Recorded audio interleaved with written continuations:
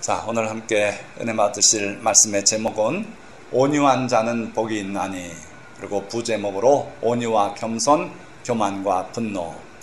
지난주에 자기 목숨을 잃어버리게 한 그런 황당한 분노 사건을 봤는데, 중국에서 있었던 일인데 호텔인 것 같아요. 이 젊은 남성이 성을 내면서 이 엘리베이터를 걷어차기 시작합니다. 그런데 그 호텔 직원이 와가지고 도와주는데도 이 엘리베이터가 빨리 올라오질 않고 있어요. 그러니까 직원이 간 다음에 또다시 걷어차고 하더니 결국은 엘리베이터가 이 문이 파손이 되면서 그냥 글로 걸어 나가더라고요. 그런데 엘리베이터는 여러분들 우리가 겉으로 이렇게 볼 때는 이게 단단한 철문이고, 그리고 요거 열고 들어가면 그냥 우리가 늘 타는 그 엘리베이터 칸이 될 줄 아는데 그렇지 않습니다. 엘리베이터가 직접 여기 와 있을 때만 그게 열리면 거기 타는 칸이 있고, 안 그러면 저거 열어 제끼면 바로 깊은 이게 20층이라면 저 20층 하고도 지하 한 2, 3층 되는 데로 떨어지게 돼 있죠. 그런데 이 젊은이가 그렇게 해서 글로 떨어져 버리고 말았어요. 또 이거는 뭐냐면은 한 역이에요. 이 장애인이 전동 기구를 타고 엘리베이터를 향해 다가갔어요. 그런데 그 순간 문이 닫히더라 이거예요.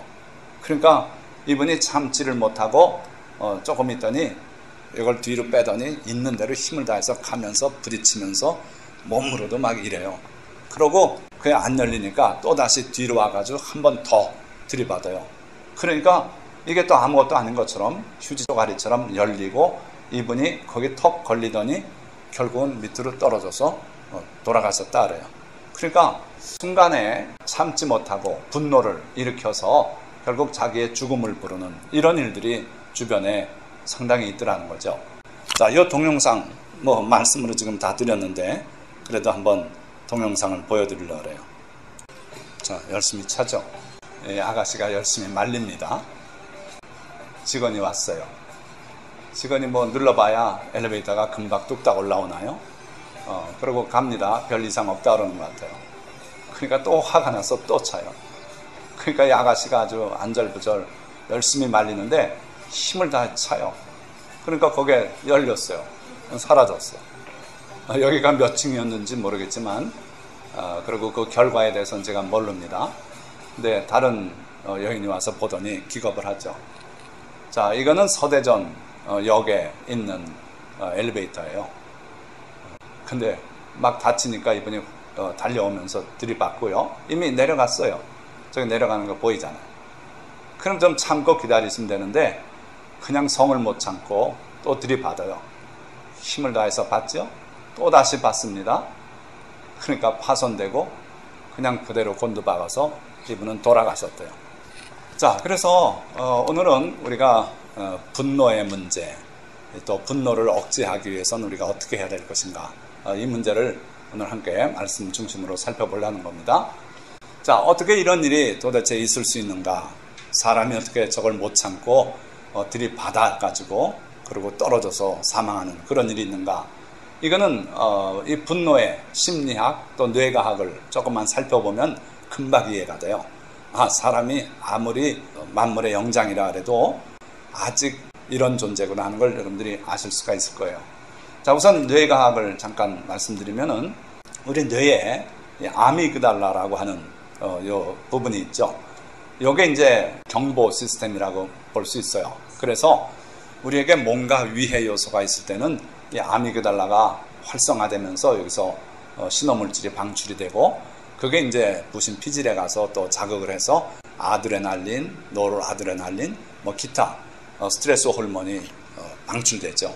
그러면 결국 아드레날린 또는 노르아드레날린 이런 것들이 작용해서 심장의 박동이 증가되고 호흡이 가빠지고 동맥 혈압이 올라가고 그러면서 그 위기에 대응할 수 있는 그런 상태가 된다 그래요. 그러니까 평상시에는 위장에 많은 혈액이 가 있는데, 왜냐하면 소화 흡수하고 하기 위해서. 근데 그 혈액이 지금 이 신호물질들에 의해서 근육 쪽으로 다 오늘막한다 그래요. 왜 그러냐면 소화 흡수는 좀 나중에 해도 돼요. 근데 지금 위기 상황에서는 근육이 빨리 움직여야 돼요. 그래서 예를 들면 사자가 갑자기 앞에 숲에서 나타나서 으르렁대면 그걸 보고 놀란 반응이 이 반응이 되는 것이고, 그래가지고 결국은 혈액이 근육으로 가서 근육에 활력을 줘서 도망갈 수도 있고, 또는 뭐 원숭이 정도 때려잡겠다고 우리가 덤빌 수도 있고, 이렇게 되는 거죠. 그런 시스템이 있는가 하면 여기 프리프론탈 콜텍스라고 하는 부분은 상당히 논리적인 우리의 모든 사고를 여기서 지배한다 그래요. 그러니까 평상시에는 이 프리프론탈 콜텍스가 활성화되어 있어서 우리가 이성적으로 판단하면서 생활을 해나갑니다. 근데 위기 상황에서는 바로 이 림빅 시스템이 작동되면서 반면에 이게 억제가 돼요. 그럼 어떻게 될 것 같습니까? 흥분은 하고 그냥 혈압이 올라가고 막 이렇게 싸울 수 있는 자세는 되는데, 이 부분이 억제가 되니까 결과적으로 논리적 판단력이 흐려져요. 실제로. 그러니까 아까 그 화난 아저씨는 조금 넘겨짚는다면, 자기가 당연히 거기에 타야 되는데 자기는 장애인이고, 그래서 이 엘리베이터는 주로 장애인 또는 노약자를 위해서 설치된 건데, 왜 내가 당연히 타야 되는데 내가 타려고 그러는데 문이 닫혀버리고 안 열어주냐 이거죠. 그러니까 화가 난 거예요. 분노를 한 거예요. 분노나 또는 두려움이나 마찬가지로 이게 작동합니다. 그러면은 논리적 판단력이 흐려져요. 그거 조금 있다 다시 올라오면 그때 타면 불과 1분, 2분 차인데 참자 이렇게 나가야 되는데, 그 판단이 흐려져 버린 거예요. 그러니까 뭐 이런 놈이 있어 하고서는 있는 대로 들이받은 거예요. 받아서 그게 문이 파괴되면 떨어질 수 있다 하는 것도 사실은 상식적으로 아는 거죠. 그런데도 그걸 못 참아요. 그래서 분노하게 되면 논리적 판단력이 절대적으로 흐려지고 결국은 우리가 큰 실수를 저지르게 된다 이거예요. 자, 그러면 성경에 나오는 심판을 부르는 분노 사건들이 어떤 것이 있었나 이걸 살펴봄으로써 우리가 그렇게 살아서는 안 되겠다 하는 생각을 해보려는 거예요. 자, 여기 이제 이 심리학 분야에서 또는 정신과 의사들이 많이 다루는 분야가 바로 이 앵거, 분노 분야입니다. 그래서 현대인들이 분노 속에 살아요. 분노에 관한 연구도 많고요. 그리고 이론도 많아요. 각기 달라요, 보니까. 그래서 제가 글을 한 편 읽어보면 상당히 그렇구나 동의가 되는데, 또 다른 분의 글을 읽어보면 전혀 다른 거예요.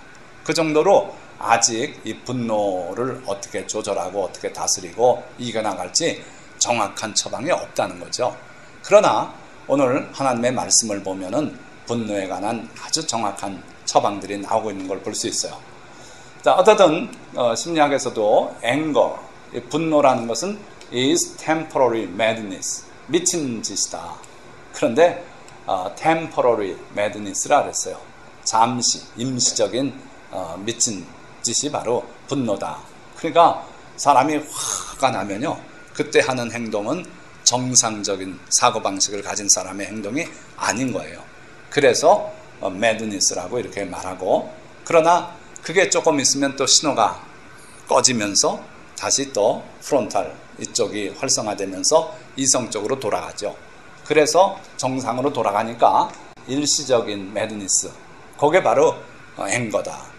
뒤집어 얘기하면요, 여러분들이 분노하면은 미친 사람 같은 짓을 할 수 있다는 거예요. 그래서 오늘 성경에 나오는 그런 예들을 살펴보려는 겁니다. 자, 예수님께서는 이 분노에 대해서 이런 교훈을 우리에게 주고 계세요. 옛사람에게 말한 바 살인하지 말라. 누구든지 살인하면 심판을 받게 되리라 하였다는 것을 너희가 들었으나 나는 너희에게 이르노니 형제에게 노하는 자마다 심판을 받게 될 것이다. 형제에게 라가라 하는 자는 공회에 잡혀가게 되고 미련한 놈이라 하는 자는 지옥불에 들어가게 되리라 하시면서 이 살인과 분노, 노하는 것, 이것을 이퀄시했어요. 왜 그러냐면은 분노하게 되면 살인을 저지를 수 있다는 거예요. 또는 살인까지 안 나가더라도 미완성의 살인이 된다 이거예요. 그래서 절대로 분노, 이건 우리가 늘 조절하고 다스릴 줄 알아야 되고, 특별히 사람을 향한 분노, 이거는 절대로 안 된다 하는 거죠. 자, 그런데 유감스럽게도 그 분노로 인해서 저질러지는 살인들이 참 많아요. 우리가 오늘 두 가지 예를 볼 텐데, 자, 이게 분노인데요. 분노가 겉으로 드러난 부분은 사실은 성나서 막 흰상을 쓰고 소리 지르고 주먹을 휘두르고 그러다 조금 있으면 가라앉죠. 그래서 분노가 다 사라진 줄 압니다. 그런데 빙산의 일각과 같은 현상만 사라진 것이고 그 분노를 야기시켰던 내용들이 여전히 있거나 해결하지 못하면은 결국 문제를 일으키더라는 거예요. 그러니까 눈에 보이는 분노만 문제가 되는 게 아니고 눈에 보이지 않는 그런 분노의 원인이 됐던 내용들, 이런 것들이 치유가 되고 제거되지 않으면은 그 분노는 사라진 게 아니다 하는 거죠. 자, 그걸 염두에 두고 오늘 말씀을 보십시다. 자, 창세기 4장을 여러분들이 관심 있게 이렇게 보시면은 인류의 최초의 살인사건 두 가지가 소개돼요. 첫째는 가인이 동생 아벨을 쳐 죽인 사건이고, 바로 그 뒤에 라멕이 또 살인한 사건 얘기가 나와요. 그래서 라멕의 살인사건부터 잠깐 보면, 라멕이 아내들에게 이르되 아다와 실라여 내 목소리를 들으라. 라멕의 아내들이여 내 말을 들으라. 뭘 그렇게 큰 선언을 하려고 지금 자기 말을 들으라고 이렇게 소리치고 있어요. 그런데 내용을 보니까 나의 상처로 말미암아 내가 사람을 죽였고 나의 상함으로 말미암아 소년을 죽였도다. 자기가 살인을 저질렀다 이거예요. 그런데 나의 상처로 말미암아 사람을 죽였대요. 이건 반복어법이에요. 나의 상함으로 말미암아 소년을 죽였도다. 그러니까 자기는 나이가 꽤 있는 사람이고 아내가 둘이나 있고 이미. 그런데 소년이 뭔 일을 하다 실수로 자기한테 상처를 입힌 거예요. 근데 그걸 못 참고 분노해서 아까 엘리베이터 들이받듯이 그 소년을 때려 죽였어요. 그랬다고 지금 아내들에게 고백하고 있는 거예요. 심리학에서는 분노, 앵거에 반드시 뭔가 트리거가 있다는 거예요. 트리거는 방아쇠죠. 권총이나 소총의 방아쇠예요. 방아쇠를 당겨서 총탄이 날아가듯이 우리를 분노하게 하는 어떤 아주 핵심적인 촉발인자가 있다는 거예요. 조금 아까 엘리베이터를 들이받은 분은 촉발인자가 뭐였습니까? 자기가 타고 싶었는데 엘리베이터가 닫혀버린 거죠. 그게 촉발인자가 된 거죠. 조금 아까 또 중국의 청년은 엘리베이터가 닫혀 있었어요. 누르는데 빨리 안 올라오는 거예요. 아마 아래층 몇 층에선가 사람이 내리고 타고 하고 또는 친구를 부르고 야 빨리 와 그러고 그 사이에 엘리베이터를 잡고 있었나 보죠. 그러니까 그 엘리베이터가 빨리 안 오는 거에 대해서 그게 트리거가 됐던 거예요. 그러니까 사람마다 분노를 야기시키는 트리거링 이펙트 또는 트리거가 있어요. 아까 장애인 옆에 딴 분도 와서 이렇게 뒤에 섰을 수 있습니다. 그럼 그분도 똑같이 가서 머리를 받습니까? 안 받아요. 그분은 이게 트리거가 되질 않아요. 자기한테. 그러니까 똑같은 상황이 어떤 사람에게는 트리거가 되기도 하고 어떤 사람에게는 참을 만한 요인이 돼서 참자, 조금만 기다리면 되지, 이럴 수 있다는 거예요. 그래서 지금 라멕에게는 그 작은 상처가 트리거가 됐어요. 그거 뭐 요즘 같은 밴드 하나 붙이고 또 상처가 깊으면 외과 가서 꼬매고 좀 치료받고 하면 될 텐데 그걸 가지고 사람을 죽였어요. 자, 이 분노는 또는 이 살인사건은 등가성을 넘는 분노다 이거예요. 우리가 분노를 해도요, 타당한 분노들이 있어요. 나한테 정말 저 상대방이 고의적으로 와서 발을 밟고 시비를 걸고 하면 내가 화를 내야죠. 그러니까 때로는 분노는 타당한 거예요. 정당한 반응이에요. 그리고 하나님께서도 분노를 많이 하시는 걸 보면 분노가 죄가 될 수는 없어요. 그러나 그 분노가 아까 보았듯이 temporary madness, 일시적인 미친 상태가 돼가지고 사람을 죽였다. 그러면은 이거는 등가성을 넘는 분노다. 자기가 입은 피해 이상으로 지나치게 갚는 거죠. 그래서 분노가 때로는 이런 등가성을 넘는 보복을 하는 그런 경우들이 생긴단 말이죠. 하나님께서는 그래서 우리에게 이런 말씀을 주셨어요. 원수를 갚지 말며 동포를 원망하지 말며 내 이웃 사랑하기를 내 자신과 같이 사랑하라. 나는 여호와이니라. 그러니까 트리거링 이펙트가 내게 다가왔어도 그걸 그대로 늘 갚지 말라는 거예요. 이게 하나님의 계명이에요. 원수 갚는 게 하나님께 있으니 하나님께 맡겨라. 동포를 원망하지도 마라. 그러고 오히려 내 이웃 사랑하기를 내 자신같이 사랑하라. 이게 가장 큰 율법이라고 주님 말씀하지 않았습니까? 그러니까 이 람에게 어리석은 행동, 이 분노는 정말 잘못된 결과를 가져온 거예요. 그래서 우리가 분노하지 말아야 돼요. 분노하면은 등가성이 어디까지고 뭐고 이거 따질 여가가 없어요. 일단 들이받는 거예요. 일단 손에 칼이 있다면 그걸 휘두르고 이렇게 된다 이거예요. 서로 차를 타고 있다면 누가 새치기를 하고 들어오면은 이놈 하고서 성질이 나서 쫓아가거나, 그럼 또 앞에선 뭐 이까지 걸 가지고 왜 그렇게 시비하냐 그러고 가다가 급브레이크를 밟아서 뒷차가 충격을 받기도 하고 별짓들을 다 해요. 그걸 보면은 정말 우리 인간이 분노했을 때는 이성적인 판단을 못하게 되는구나 하는 걸 알 수 있어요. 자, 두 번째 에돔의 분노인데, 20년 전에 도망 나갈 땐 건강한 놈이 도망 나가서 왜 병신이 돼서 오나, 그래가지고 가가지고 끌어안고 눈물을 흘리고 그 미워했던 마음이 순간에 사라져 버렸어요. 그래서 에서와 야곱의 그 미움은 그때 해결이 됐어요. 하나님께서 절묘하게 해결해 주셨어요. 그런데 그 에서의 후손이 에돔 족속인데, 그 후손들은 이스라엘 족속, 야곱 족속을 미워했어요. 그래가지고 여기 보니까 에돔의 서너 가지 죄로 말미암아 내가 그 벌을 돌이키지 아니하리니 이는 그가 칼로 그의 형제를 쫓아가며, 즉 야곱, 이스라엘 족속을 미워해서 나중에 큰 전쟁 중에 이스라엘을 많이 살해하고 그래요. 그리고 국류를 버리며 항상 맹렬히 화를 내며 분을 끝없이 품었습니다. 그래서 하나님께서 에돔을 벌하게 쓰겠다고 예언하시고 놀라운 하나님의 그 징벌이 여기 내렸던 겁니다. 왜 그랬다고요? 왜? 에돔 족속이 뭘 그렇게 잘못해서? 보니까 그의 형제, 즉 이스라엘 족속을 쫓아가고 국류를 버리고 항상 맹렬히 화를 내며 분을 끝없이 품었습니다. 자, 에스겔서에도 같은 내용이 나오는데 에스겔 선지자를 통해서도 또 말씀했어요. 주 여호와께서 이같이 말씀하셨느니라. 에돔이 유다 족속을 쳐서 원수를 갚았고 원수를 갚음으로 심히 범죄하였도다. 그러니까 에돔이 그 정도 세월이 흐르고 했으면은 자기 조상 에서와 야곱 사이에 있었던 그 원한을 잊어먹고, 그리고 같은 형제 국가라고 해서 서로 우호를 다지고 이래야 좋았는데, 하나님은 그걸 바라셨는데 끝끝내 미움을 버리지 않고 그러고 원수를 갚더라 이거예요. 그래서 원수를 갚음으로 심히 범죄했다. 하나님은 원수 갚는 거 기뻐 안 하십니다. 하나님의 섭리 가운데 아예 진멸시켜야 될 족속도 있지만 평상시 우리 삶에서 우리에게 뭔가 섭섭하게 했다고 안 갚음을 하고 하는 거 하나님이 싫어하셔요.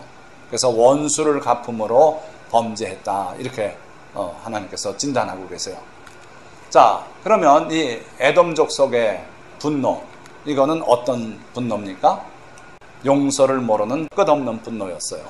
그래서 여러분들도 혹시라도 내 문제가 아니라 내 조상 문제라도 어떤 원한이 있는 그런 일이 있더라도 용서를 하세요. 그렇지 않고 그거를 계속 품고 나가고 언제든지 그게 기억에 떠올라서 빙산의 저 밑에 있는 부분처럼 돼가지고 수시로 나를 화가 나게 하면 그 요소는 정말 하나님 앞에 회개하고 지워야 돼요. 안 그러면은 그게 죄가 된다 그랬어요. 그래서요, 용서를 모르는 끝없는 분노, 이거는 있어서는 안 되는 것이고, 그것 때문에 결국 에돔 족속이 소멸되고 멸망당하고 그럴 수밖에 없었다는 거예요.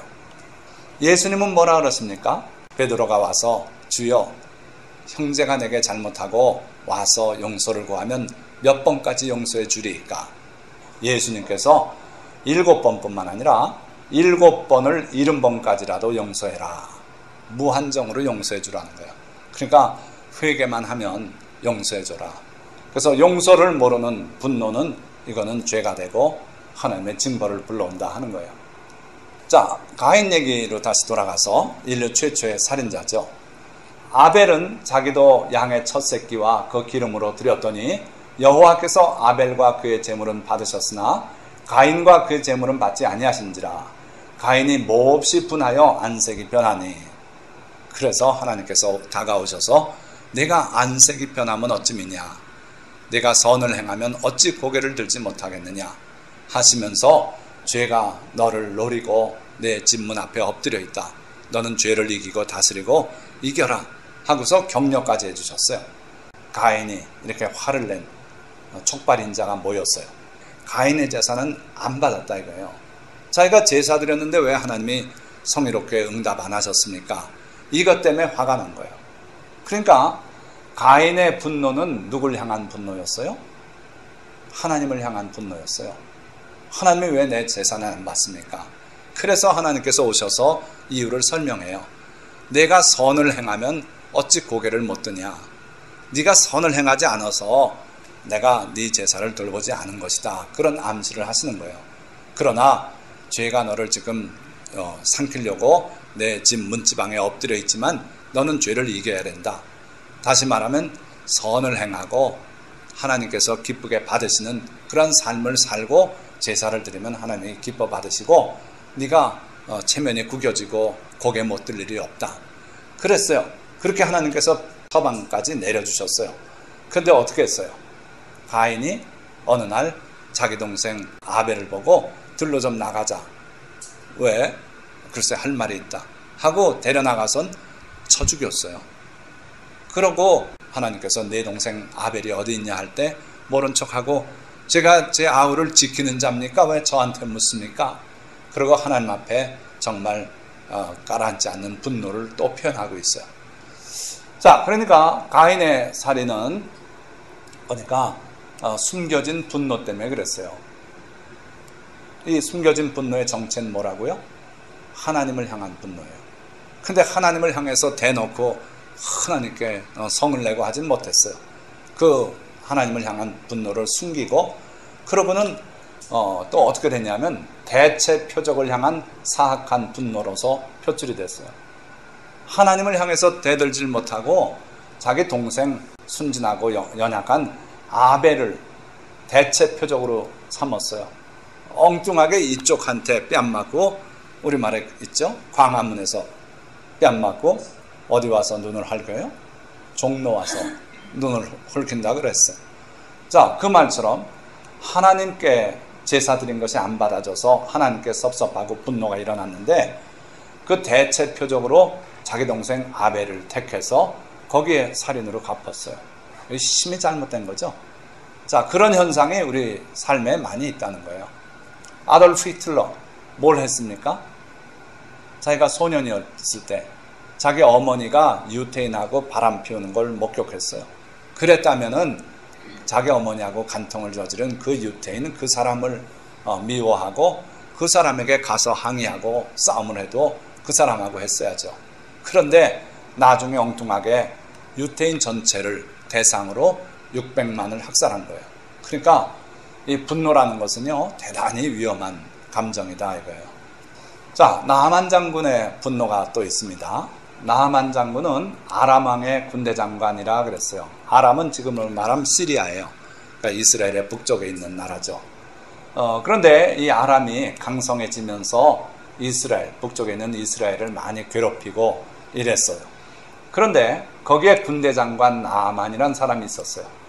근데 그는 그의 주인 앞에서 크고 존귀한 자다 그랬습니다. 국민의 영웅이었다 이거예요. 그리고 왕이 매우 존귀하게 여기고 실제로 대접을 받고 있는 그런 사람이죠. 그런데 그 사람이 그와 같은 지위를 누리게 된 것은 알고 보니까 이는 여호와께서 전에 그에게 아람을 구원하게 하셨습니다. 하나님께서 도와서 이 사람이 다른 나라하고 싸울 때 이기게 해주셔서 유명해지고 그러고 인정받는 장군이 됐다는 거예요. 자, 다만 그는 큰 용사이나 나병 환자였더라 그랬어요. 아무리 위대하고 존경받고 대접받고 있는 장군이지만 나병이 있었어요. 그런데 그 집안에 이스라엘하고 접경 지역에서 다투고 할 때 잡아온 이스라엘 소녀가 있었어요. 근데 그 소녀애가, 계집애가 자기 부인에게 이야기를 하는 거예요. 주인님이 우리나라에 가서 엘리사 선지자를 좀 만났으면 좋겠습니다. 그가 나병 환자도 고치고 죽은 자도 살리고 대단한 선지자입니다. 자꾸 그 얘기를 하는 거예요.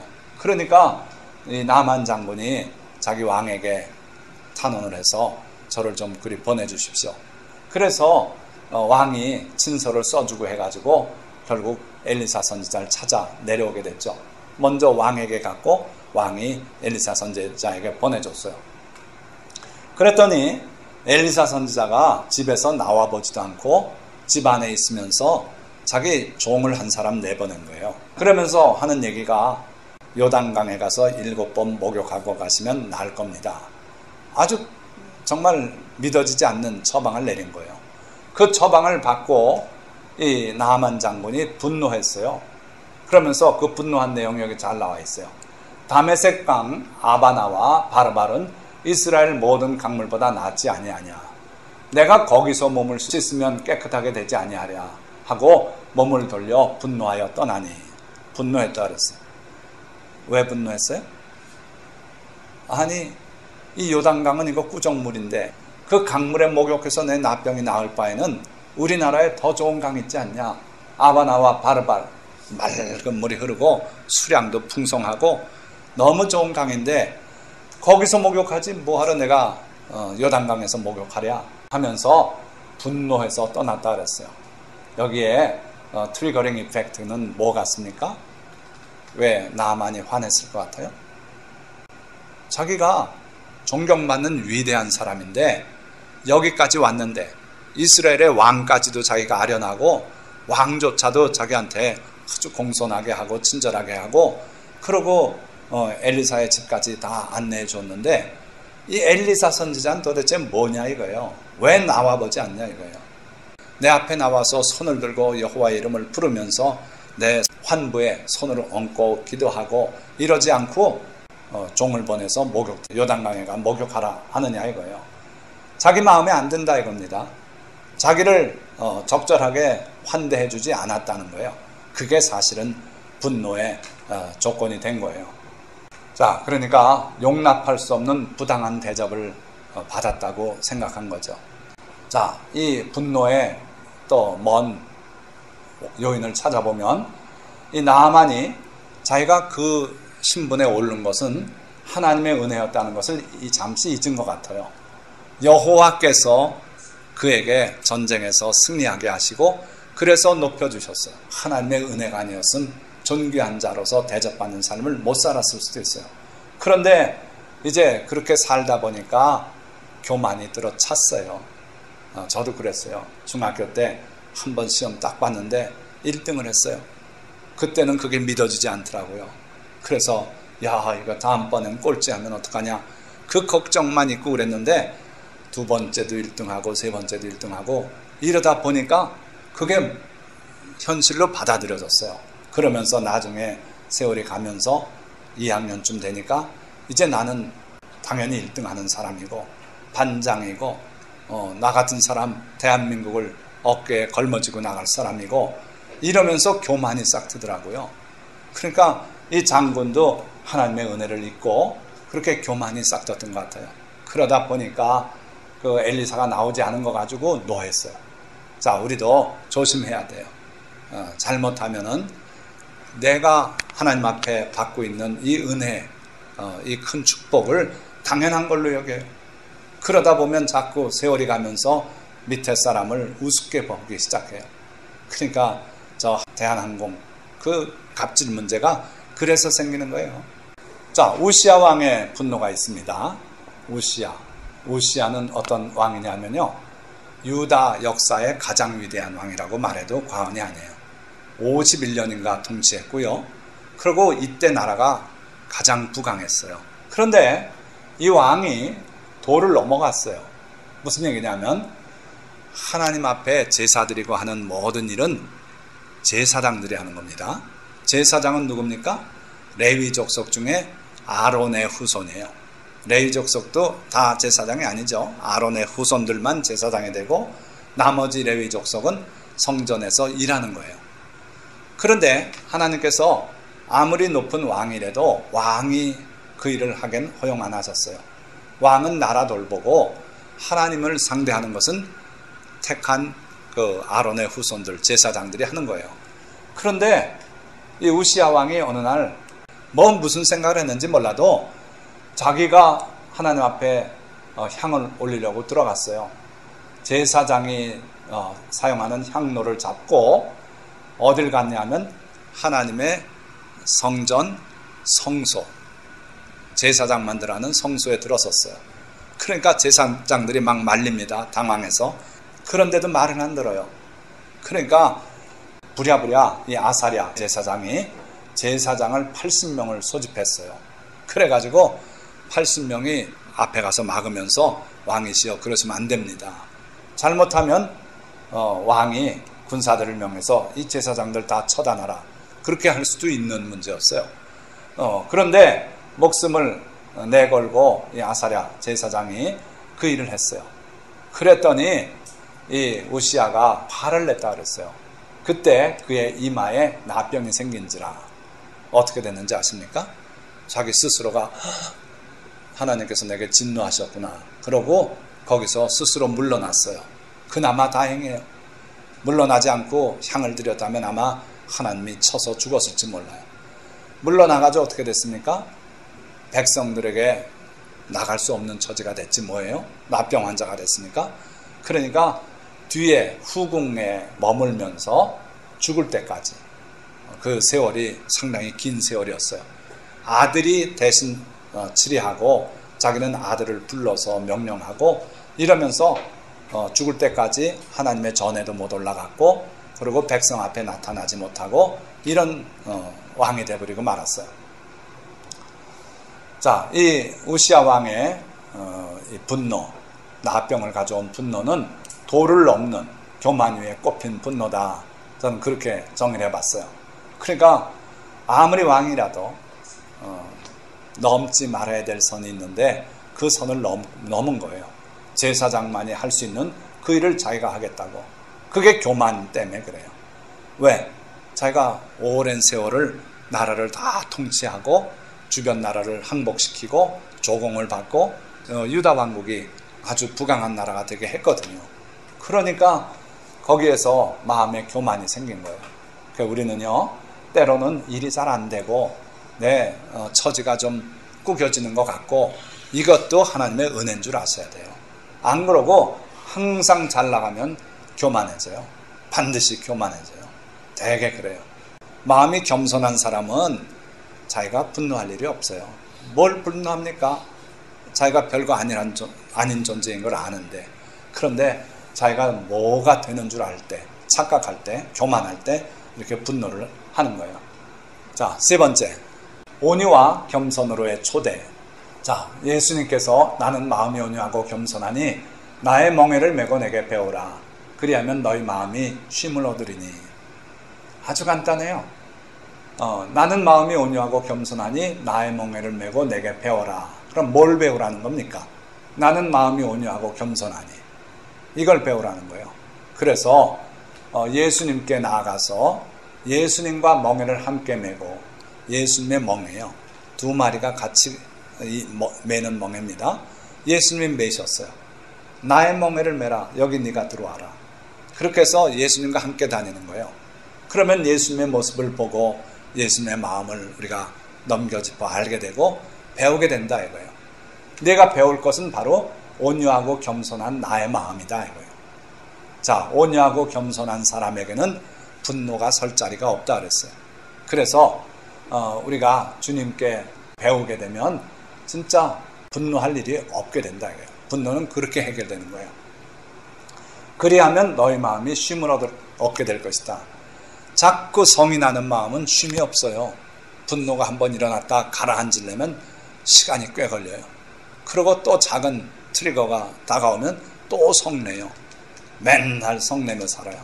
그 상 뒤집어 엎고 집어 던지고 자기 부인한테 그러고 또 이웃에게 그러고 자기 밑에 직원한테 그러고. 제가 많이 그랬어요. 그래서 회개하는 뜻에서 말씀드리는 겁니다. 그러지 마시자고요. 그러니까 과거에 그랬더라도 이제부터는 그러지 마십시다 하는 거예요. 우리도 예수님을 깊이 알고 예수님을 사랑한다면 예수님의 온유함을 우리도 본받아야 된다 이거예요. 그리고 또 일반적인 겸손, 이것도 우리에게 있어야 된다는 거예요. 그래서 예수님의 온유와 겸손이 우리에게 있어야 우리가 참된 그리스도인이다 하는 거죠. 자, 이 온유한 자에게 약속된 복이 있어요. 주님이 하신 말씀이죠. 온유한 자는 복이 있나니 그들이 땅을 기업으로 받을 것이며. 자, 이게 도대체 무슨 얘기일까요? 땅 없다고 했더니 땅을 주시더라, 그 얘기입니까? 아니고 이거는요, 헤스게스 해가지고 지구 전체를 말하기도 하고 사람이 살 수 있는 땅 전체를 말하는 거예요. 그러니까 나중에 새 하늘과 새 땅이 임하고 그리고 이전 땅 이전 하늘이 다 사라지고 그렇게 될 때 그 땅을 누가 차지하느냐, 누가 그 새 하늘과 새 땅을 차지하고 살 것이냐, 바로 온유한 자가 차지한다 이거예요. 그래서 시편에도 악한 자들은 다 사라질 것이라 그랬어요. 그러나 온유한 자가 땅을 차지할 것이다. 바로 이거죠. 온유한 자들은 땅을 차지하며 게다가 하나 더 있어요. 풍성한 화평으로 즐거워하리로다. 온유한 자가 땅을 차지하고 그리고 화평을 누리게 된다. 성잘내고 분노 잘하는 사람은 소멸되고 사라진다. 그러니까 온유한 사람은 땅을 새하늘과 새 땅을 차지하게 되고 그리고 거기서 풍성한 화평으로 즐거워할 것이다. 이게 여러분들의 복이 되시기를 축원드립니다. 자, 그 다음에 온유한 자를 정의로 지도하시며 온유한 자에게 그의 도를 가르치시리로다. 우리 하나님은 하나님이 온유한 분이기 때문에 누구를 상대하려고 그러냐? 자기와 같은 인격체를 상대하기를 원하셔요. 그래서 온유한 자를 주님은 상대해서 정의로 지도하시겠대요. 무엇이 정의인지, 내가 기뻐하는 제도가 무엇인지 하나님의 도를 다 가르쳐 주시겠대요. 그래서 온유한 자에게 그의 도를 가르치시리로다. 많은 사람들이 그래요. 율법은 지나간 거고 율법 까다로운데 그런데 잘 하나님의 가르치심으로 성령의 인도하심으로 하나님의 계명들을 보면 그게 다 하나님의 자비고 사랑이에요. 그래서 그걸 깨닫게 주님이 가르쳐 주시고 그러시겠다는 거예요. 하나님께서 하나님의 도, 하나님이 주신 그 계명들이 어떤 뜻인지를 깊은 뜻을 가르쳐 주시겠다. 누구에게? 온유한 자에게. 그래서 여러분들이 다들 온유한 자가 되시기를 축원드립니다. 마지막으로 곧 하나님이 땅의 모든 온유한 자를 구원하시려고 심판하러 일어나신 때로다. 하나님께서 나중에 심판하러 하나님의 날에 이 땅에 임하실 텐데 그 날에 누굴 구원하려고 오신다고요? 땅의 모든 온유한 자를 구원하시려고 심판하러 일어나신 때로다. 하나님은 온유한 자를 구원하신대요. 예수 그리스도의 제자들이 돼서 예수님의 온유함과 겸손함을 본받고 사는 사람들, 그 사람들을 구원하러 오신다 이거예요. 그냥 예수님 주여 주여 한다고 천국 간다? 아니라 이거예요. 아버지의 뜻대로, 즉 아버지께서 온유한 자를 찾으시기 때문에 그 온유한 성품을 가진 사람들이 천국에 가게 되는 거고 구원을 받게 되는 거예요. 자, 말씀을 맺습니다. 도를 넘는 분노의 바탕에는 교만한 마음, 감사할 줄 모르는 마음, 용서하지 못하는 마음이 있습니다. 그래서 에돔 족속들이 용서하지 못하는 마음 때문에 하나님께서 그들을 멸하시고 그들을 그걸 죄로 여기셨다 그랬어요. 또 감사할 줄 모르는 마음, 나아만 장군이 하나님이 도와줘서 장군이 되고 그러고 위대한 사람이 됐는데 그걸 잠시 까먹었어요. 그래서 자기가 본래 그러한 위대한 장군인 줄 착각했던 것 같아요. 그래서 요단강물에 가서 7번 목욕하면 낫겠다는데 그게 뭐가 그렇게 성을 낼 일이 됩니까? 그런데 감사하는 마음을 잠시 잃어버리니까 그게 분노로 그에게 다가왔던 거예요. 또 교만한 마음, 우시아 왕이 자기가 왕으로서 그렇게 성공하니까 제사장들 많이 할 수 있는 일을 하겠다고 나서지 않습니까? 교만한 마음이 항상 우리에게 작은 트리거를 못 견디고 분노하고 집어 던지고 그렇게 만들어요. 교만한 마음이 항상 문제가 돼요. 자, 그런 마음이 변화되지 않으면 작은 충격에도 분노를 못 이겨 자신과 이웃을 해치고 심판을 불러와요. 남만 해치는 게 아니에요. 자기를 해쳐요. 그래서 분노하다 중풍, 뇌졸중이 되기도 하고 쓰러지기도 하고 그렇지 않아도 들이받고 떨어져 죽기도 하고 별일을 다 당해요. 남에게도 해를 끼치고 그리고 심판을 불러오게 돼요. 따라서 우리는 분노를 다스리기 전에 우리의 마음을 다스리고 변화받아야 해요. 이 분노 자체를 다스리기 전에 우리의 마음을 다스리고 변화시켜야 한다고 말씀하는 거예요. 그래서 예수님은 내게 와서 내게 배우라. 나는 마음이 온유하고 겸손하니 내 마음을 배우라 이거예요. 그러면 너희 마음에 쉼이 있겠다 그랬어요. 그래서 우리를 온유와 겸손으로 초청하고 계세요. 예수님의 마음을 본받고 주께 배우면 우리 마음은 온유함 가운데 쉼을 얻을 것이며 교만도 분노도 사라지고 넘치는 평안을 누리게 될 것입니다. 여러분들 모두 정말 주님의 마음을 본받고 주님께 배워서 온유함 가운데 쉼을 얻으시기 바라요. 우리가 온유한 사람이 되면 별의별 트리거가 다 와도 그걸 견디고 우리 마음은 안정되고 평안을 누릴 수가 있어요. 그렇지 못하면 자꾸 사소한 것 때문에 화를 내고 싸우려고 그러고 들이받으려고 그러고 이렇게 되는 거예요. 자, 오늘 말씀대로 여러분들이 다 주님의 마음 본받아서 마음의 평안을 누리시고 분노와는 담을 쌓는 그런 여러분들 다 되시기를 축원드립니다. 자, 기도하겠습니다.